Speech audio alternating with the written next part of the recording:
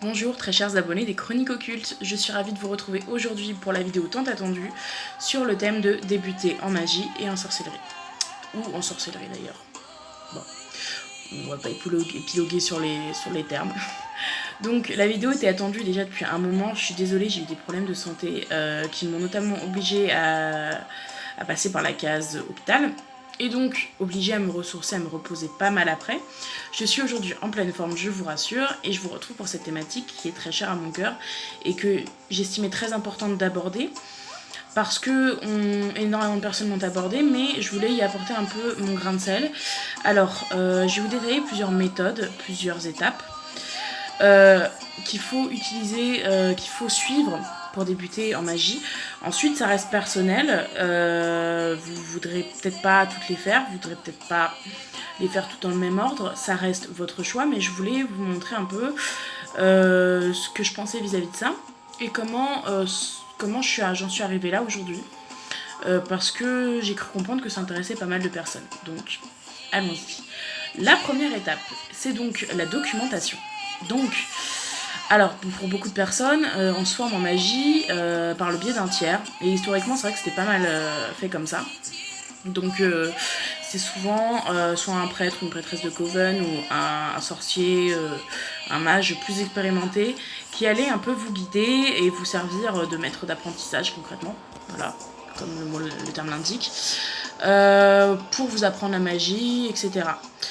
Ensuite, c'est une méthode qui est encore utilisée aujourd'hui, mais quand bien même, je trouve que c'est quand même très important de se documenter à côté, parce que clairement, vous n'avez pas forcément toutes les bouteilles, sachant que la personne elle vous apporter sa vision personnelle, même si elle essaie d'être objective, elle va forcément y inclure de la vision assez personnelle. Donc, c'est quand même bien de vous documenter à côté sur ce qui existe d'autre pour vous forger votre véritable opinion, avec votre symbolisme personnel également, et la manière dont vous voyez les choses et dont vous voulez pratiquer. Avant, voilà, quand on n'avait pas de maître d'apprentissage, on lisait un peu les seuls livres qu'il y avait sur le thème et qu'on pouvait trouver facilement. Par exemple, Le Grand et le Petit Albert, où il fallait un peu prendre des choses avec des pincettes. Mais aujourd'hui, on a un grand choix de livres.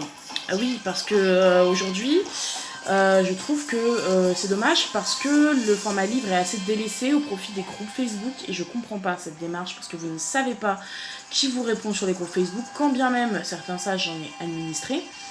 Non, la meilleure méthode pour commencer à se documenter en magie, c'est de se documenter par les livres. Vous allez trouver des livres que vous n'aimerez pas, évidemment, mais vous allez toujours avoir plus de détails, plus d'explications dans un ouvrage, pour moi, que via les informations que quelqu'un vous donne et que vous ne connaissez pas, ou voire même par beaucoup de sites qui peuvent véhiculer pas mal de fausses idées, voire d'idées dangereuses même, qui ne sont pas forcément celles qu'on pourrait croire. Donc aujourd'hui, on a un grand choix d'ouvrages diversifiés. Ensuite, pour débuter, je recommande surtout les ouvrages qui vont traiter de la magie en général, qu'ils soient affiliés à une tradition en particulier ou pas. Moi, par exemple, j'ai débuté avec la Wicca de Scott Cunningham, qui reste encore une grosse base pour moi, alors qu'aujourd'hui, je ne suis plus Wiccan, je suis sorcière toujours, mais éclectique. Mais quand bien même, la manière dont il détaille les différentes manières de construire un rituel, les différentes pratiques, les différents détails au sujet des outils, etc., c'est vraiment top et je vous le recommande plus que vivement, même si la Wicca n'est pas la première branche qui vous intéresse. Il y a beaucoup de détails très intéressants là-dedans. Alors, après, moi, je vais vous sélectionner plusieurs livres, j'en ai sélectionné d'ailleurs, et je vais vous les présenter en fin de vidéo. Mais voilà, ça reste une des étapes primordiales pour débuter en magie, qu'on soit accompagné par un maître ou pas, c'est de lire pas mal, de ne rien prendre au pied de la lettre, de toujours remettre en question et expérimenter avec sa vision des choses. C'est très important pour ne pas se faire arnaquer et boire les paroles de personnes, même de personnes que vous pouvez apprécier, que vous pouvez respecter, mais qui ne vous conviendraient pas forcément. Donc avoir du recul, bien analyser et lire. La deuxième étape, qui est une étape assez importante pour moi, que vous placerez peut-être pas dans le même ordre, vous, mais qui est pour moi primordiale, c'est l'apprentissage des états modifiés de conscience. Qu'est-ce que c'est ? Eh ben, c'est ce qu'on appelle assez généralement les trans, donc pas les trans au LSD et au champi dans la forêt. Même si les substances illicites, on va y revenir plus tard, plus un aspect historique, mais que je voulais quand même adopter, voilà. Les états modifiés de conscience, ils s'utilisent principalement aujourd'hui via la méditation, la musique et la danse. La méditation, pourquoi ? Parce que c'est un peu, j'ai envie de dire, le principe même de l'état modifié de conscience, c'est de vous rendre un peu plus conscient à ce qu'il y a autour de vous, à vos capacités, et au monde subtil et esprit subtil qui vous entoure. Voire même les esprits supérieurs. Et pour ça, la méditation, c'est pas mal. D'ailleurs, il y a aussi une grosse utilisation vis-à-vis de l'état modifié de conscience dans ce qu'on appelle la transe profonde, qui peut notamment vous aider pour tout ce qui est vision prophétique, voyage chamanique avec votre animal guide, ou totem, ça dépend comment vous le prenez, et notamment avec les dieux. Donc la méditation, pour y revenir, effectivement, c'est une méthode qui est plutôt pas mal, même si elle ne peut pas forcément convenir à tout le monde. C'est pas parce que vous n'êtes pas dans la méditation que vous ne pouvez pas atteindre d'état modifié de conscience, il y a d'autres méthodes. Mais la méditation est très bien. Elle est très recommandée avant les rituels et après. Voire même après parfois, pour essayer de s'ancrer en fait. La première méditation, elle va plus, on va dire, vous aider un peu à vous élever, à stimuler votre inconscient, votre esprit lui-même. Et la méditation après va plus relever de l'ancrage en fait, pour vous aider justement à redescendre un peu. Après, on a bien sûr la musique, donc un peu comme celle que vous entendez derrière. Désolée encore si elle est trop forte. Je débute en vidéo. Donc voilà, la musique, elle peut, surtout les musiques de ce type-là, peuvent vraiment aider parce qu'elles vont vous mettre un peu dans l'ambiance. Un petit souci technique, voilà. Elles vont vous mettre un peu dans l'ambiance qu'on pouvait retrouver dans les anciens rites et qui implique beaucoup, qui inspire beaucoup les païens, notamment. Donc vous pouvez aller vers des musiques païennes. Il y a beaucoup aussi de musiques aujourd'hui qui sont utilisées dans l'IAM, des styles de musique qui relèvent de la trance. Si ça vous aide, pourquoi pas. Ensuite, je recommande de vous entraîner en nature. Donc privilégiez plus les musiques qui vont être un peu plus anciennes, donc plus affiliées à la nature. Donc comme celle-ci par exemple, qui est on va dire un petit recueil de musique slave, de musique en lien avec la sorcellerie slave. Vous avez un peu dans toutes les traditions, tous les goûts en termes de musique qui peuvent vous aider parce que faut avant tout choisir quelque chose qui vous plaît et qui vous inspire au sens où la tradition vous parle en fait. Donc on retrouve plein de musiques de type celtique. Il y a beaucoup de musiques très célèbres qui peuvent beaucoup être utiles, de groupes très célèbres dans la musique nordique, donc les fameux Wardruna qui sont extraordinaires et qui ont fait la BO de Viking. Vous avez Skald aussi en France qui sont vraiment très bien aussi.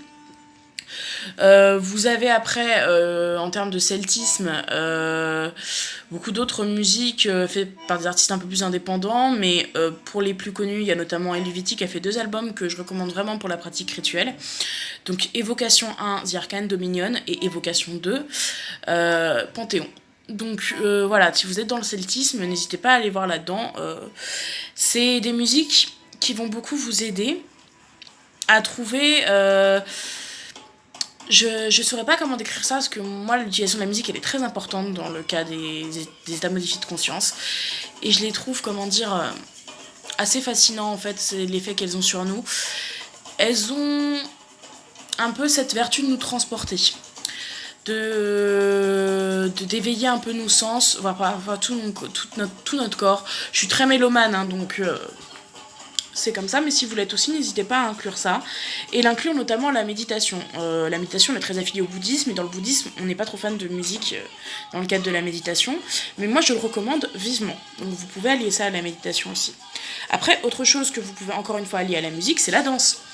Bah oui, la fameuse image de la sorcière qui tourne autour d'un feu en dansant, elle n'est pas là pour rien. La danse, notamment par l'exercice physique, mais aussi par l'état de joie, et on va dire de transcendant justement qu'implique la musique qui est derrière, va vous aider beaucoup à atteindre des états modifiés de conscience, peut aussi servir d'offrande envers les esprits ou les dieux. Donc la musique je recommande. La danse je recommande, ça peut être plein de danses, ça peut être une musique celtique, ça peut être des danses un peu plus langoureuses type des danses tziganes, voire même la danse du ventre, en fonction de vos choix. Voilà, alors j'adapte, je vais aborder, désolée donc il fourche un peu. Je vais aborder le cas des substances qu'on va décrire comme illicites. Ces substances, donc on va historiquement les retrouver dans dans des utilisations qui impliquent notamment le balai de la sorcière, qui était plus utilisé pour voler spirituellement que physiquement, parce que le manche servait à l'application d'onguents, notamment sur les muqueuses vaginales, d'onguents de plantes et d'autres substances hallucinogènes qui donnaient la sensation de voler à ce qu'on dit. Ensuite, je me doute que beaucoup d'entre vous consomment peut-être du cannabis. On va pas se mentir, c'est très utilisé. Je ne suis pas du genre à reprocher les habitudes des autres. C'est pour ça que je ne vais pas forcément condamner cette pratique, mais au contraire, si vous arrivez à maîtriser la chose et que vous n'êtes pas dans l'excès, vous pouvez l'utiliser pour votre pratique, ça peut être intéressant, et notamment pour les états modifiés de conscience, parce que ça va pas mal élever.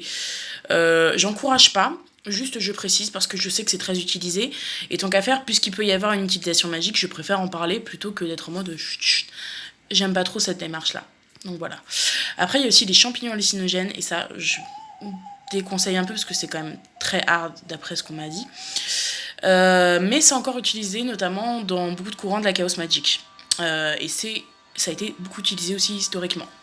Voilà, c'est un peu la petite minute que je voulais aborder à propos de ce sujet des substances illicites, parce que historiquement, il y a une vraie utilisation.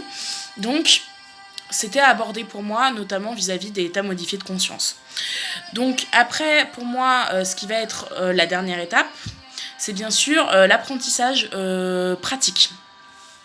Il va passer par 2 sous-étapes primordiales, qui vont être l'entraînement à la visualisation, donc vous entraînez à visualiser un objet de tous les jours, par exemple, de pouvoir le visualiser un peu tous les jours jusqu'à le voir de manière très claire. Après, vous pouvez vous entraîner à imaginer des choses justement imaginaires. Je sais pas moi, une pierre précieuse qui viendrait d'une autre planète, par exemple, quelque chose comme ça, qui va vous aider à aiguiser votre sens de la visualisation, qui est très important dans le cadre du travail magique. C'est cette visualisation qui va vous permettre d'orienter vos énergies, votre charme, et tout ce que vous mettez en place dans votre rituel vers votre objectif que vous allez donc visualiser. Vous allez également visualiser des énergies que vous envoyez, évidemment. Les énergies, parlons-en. L'exercice de l'énergie est aussi très important. Il va consister... Alors en premier, vous pouvez vous entraîner à frotter vos mains pendant à peu près 30 secondes, et après vous les écartez, et vous allez sentir une sorte de petit fourmillement, de picotement. C'est un peu ça l'énergie qu'on ressent dans le cadre du travail magique. Au fur et à mesure, vous pouvez vous entraîner à visualiser cette énergie, à en former des boules que vous vous amuserez à un peu envoyer. Donc bien sûr, ça se fait par étapes, mais c'est très important parce que ça vous apprend l'autre étape primordiale qui est d'envoyer l'énergie, justement. Après ça, en termes de pratique, on va revenir sur de la documentation, parce que si vous voulez un peu élargir votre champ de pratique, vous allez peut-être vouloir vous intéresser à des sujets en particulier, à des disciplines magiques en particulier. Pour les débutants, je recommande la pratique de la magie runique. Pourquoi ? Parce que c'est assez simple. Ça consiste à tracer des symboles, donc c'est ludique, c'est quelque chose que vous voyez, donc c'est pas trop complexe. Mais en plus, c'est vraiment efficace. Les runes ont vraiment un pouvoir en elles-mêmes qui est très fort. Vous pouvez même les lier entre elles pour associer leur pouvoir. C'est même l'utilisation la plus courante qu'on trouve en magie avec les runes. Et c'est vraiment pas mal parce qu'en plus c'est vraiment pas mal parce que ça vous apprend de l'assiduité en fait. Il faut les retenir les runes, il faut retenir leurs vertus, mais aussi vous entraîner à ressentir ce qu'elles vous évoquent à vous de manière très personnelle. Et ça vous apprend à avoir un peu d'assiduité dans vos recherches de pratique, et je pense que c'est pour moi la meilleure manière de débuter, une des meilleures manières d'approfondir la pratique magique, c'est donc la magie runique. La magie avec les runes, pardon. On va y arriver. Il y a aussi la magie des plantes, qui est vraiment pas mal, qui va aussi vous donner un sens de l'assiduité, avec l'apprentissage des différentes plantes, qui peuvent aussi s'utiliser de manière assez ludique, avec les sachets magiques par exemple, dans lesquels vous mettez des plantes et que vous ensorcelez par la suite. Donc c'est ludique, c'est bien, ça vous apprend, vous pouvez vous intéresser beaucoup à la botanique avec ça, et donc également apprendre une certaine assiduité vis-à-vis des plantes, qui peuvent aussi avoir des symboliques personnelles. Des plantes que certains utiliseraient dans certains cas et d'autres non. Voilà, donc c'est très bien aussi pour apprendre à construire sa pratique. On en vient donc à la dernière partie de cette vidéo, c'est-à-dire la petite présentation de livres que je vous recommande. Alors, je vais revenir brièvement sur la Wicca de Scott Cunningham, donc qui va se dérouler en plusieurs étapes. Vous allez avoir une partie, on va dire, qui va partir vraiment sur la mythologie Wiccan, on va dire, en quelque sorte. Vous détaillez ce qu'est la Wicca dans la vision de Cunningham, en tout cas. Et après, on va avoir une partie très théorique sur tout ce qui est outils, à quoi ils servent, comment créer un cercle d'invocation, comment se protéger, etc. Donc, protection, j'y reviens encore, mais très important, à ne pas délaisser. Hein, voilà, toutes ces étapes qui sont très importantes pour débuter. Ensuite, vous allez avoir une partie plus pratique avec un livre des ombres, un extrait de livre des ombres, qui va vous montrer un peu la construction des charmes, quelle forme ils peuvent revêtir. Voilà. Donc je le recommande vivement, même si vous n'êtes pas Wiccan, parce qu'il y a beaucoup de bonnes bases qui vont vous permettre de progresser et qui vont vous orienter sur ce que vous aimez aussi, parce qu'il est beaucoup dans cette optique classe Cunningham et c'est ce que j'aime. Après, alors, là on est plus axé Chaos Magic. Mais c'est aussi une forme de magie qui peut beaucoup plaire et que j'apprécie beaucoup. Ça va être avec ce livre, donc La Chaos Magic pratique par Andrei Vitimus. C'est un très bon livre, un peu complexe. Je vous recommande vivement de lire ce que vous conseille l'auteur et après d'expérimenter, puis de passer à la suite et ainsi de suite, de faire tout le temps ça. Il peut être un peu complexe à comprendre, mais point de vue tout ce qui est jeu d'énergie et tout ce qui est primordial pour commencer la magie, il est vraiment au top. Donc même si c'est un peu complexe, je vous le recommande quand même si vous n'avez pas trop peur de relire quelquefois certaines pages. Voilà. Ensuite, tac tac tac, alors il est tombé. Alors je suis un peu nuancée par rapport à ce livre, mais je vous le recommande quand même. Donc c'est donc le petit manuel pour jeter des gentils sorts de Cilia. Donc c'est vraiment un livre qui est pas mal dans le sens où il y a une petite partie théorique, ça va vous parler de certains courants dans la magie, de la Wicca, parce que c'est un peu axé Wicca quand même, mais encore une fois, ça gêne pas forcément si vous ne l'êtes pas.